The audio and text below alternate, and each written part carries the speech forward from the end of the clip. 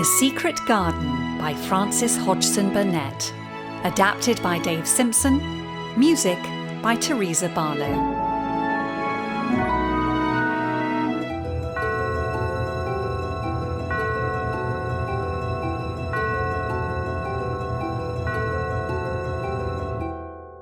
Chapter 1.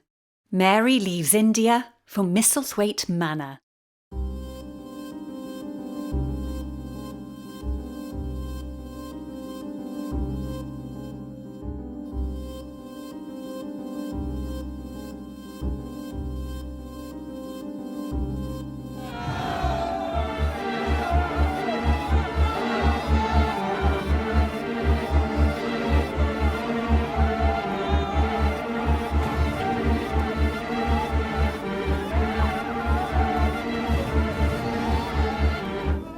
Is it so very bad? 2 more of the servants have died. Then we must get away. But what about Mary? Hello there! Hello? Hello there! Hello? Is there anybody left?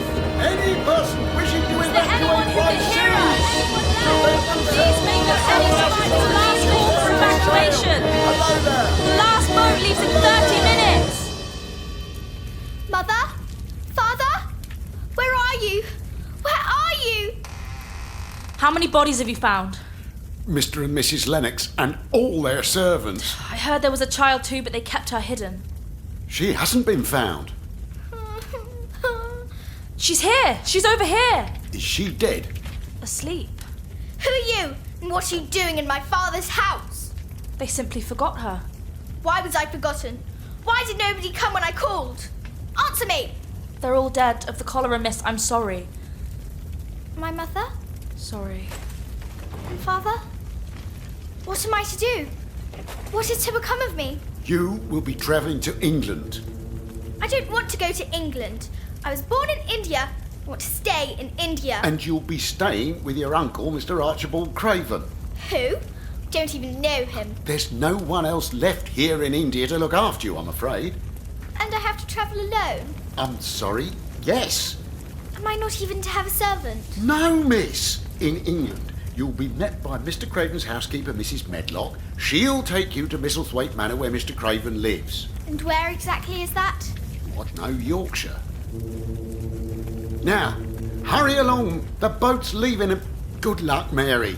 Is there no one to carry my case? No, Mary, hurry along. Across the seas in the howling gales, across the seas the battered ship sails. The journey's long when you're all alone.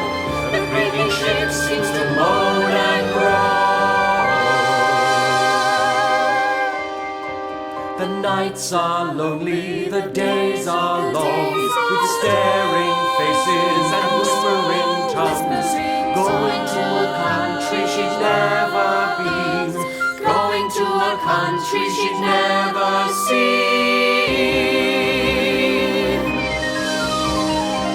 Across the seas in the howling gales, across the seas the battered ship sails. The journey's long when you're all alone. The creaking ship seems to moan and groan. After many days and many nights, the River Thames came into sight. Through London Bridge and home at last. What of the future? What of the past?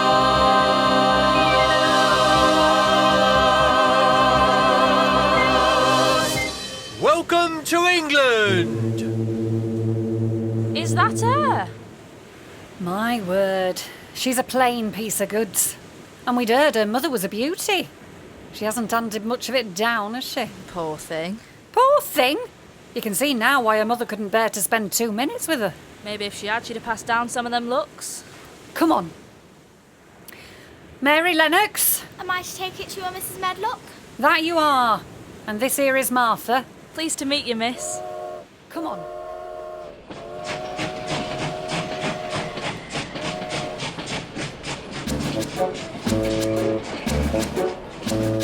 To 200 miles in a rickety train, 200 miles through sleet and rain. The journey's long, the journey's slow, 200 miles and chugging up hills, 200 miles past old cotton mills. Tired and weary they get there at last. What of the future, what of the past? 200 miles in a rickety train. Cool. One of the longest journeys I've ever been on, no mistake. 100 miles in a rickety train, 100 miles. The journey's long, the journey's slow, 50 miles, 50 miles. Tired and weary they get there at last. What of the future, what of the past? No more miles on this rickety train.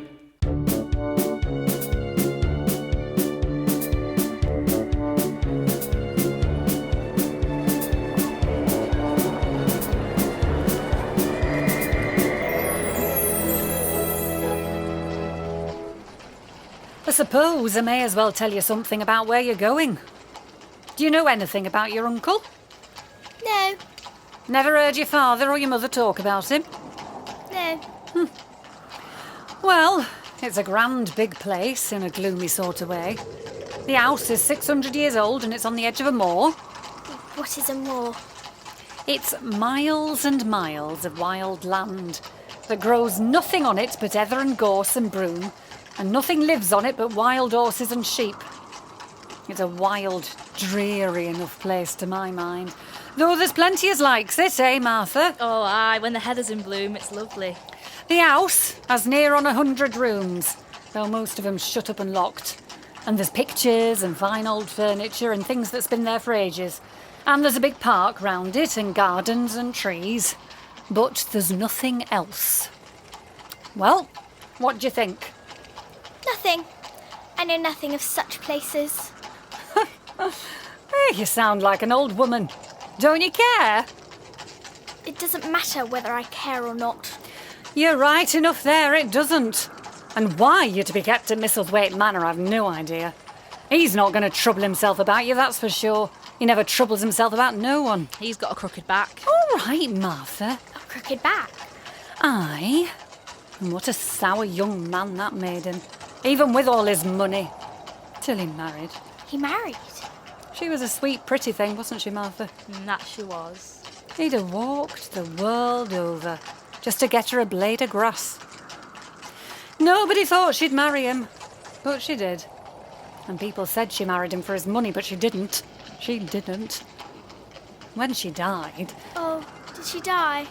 Aye, she died. And it made him stranger than ever. Now he cares about nobody. He won't see people, and most of the time he goes away, and when he's at Misselthwaite, he just shuts himself up in the West Wing. And he won't see no one, will he? Not a soul. So, you needn't expect to see him, because 10 to 1 you won't. And you mustn't expect that people will talk to you. Martha here will make sure you get your meals, but you'll have to play about and look after yourself. You'll be told what rooms you can go in, and what rooms you can't. Mr. Craven won't have you poking about. I shall not want to go poking about. Very pleased to hear it. Across the moor in the wind that wails, across the moor in the sleet and hail. The night is dark and black as coal. The carriage drives through the black night hall. Then through the mist and dimly see flickered a tiny single gleam. Then like a ghost a house appeared, large bone and looming up it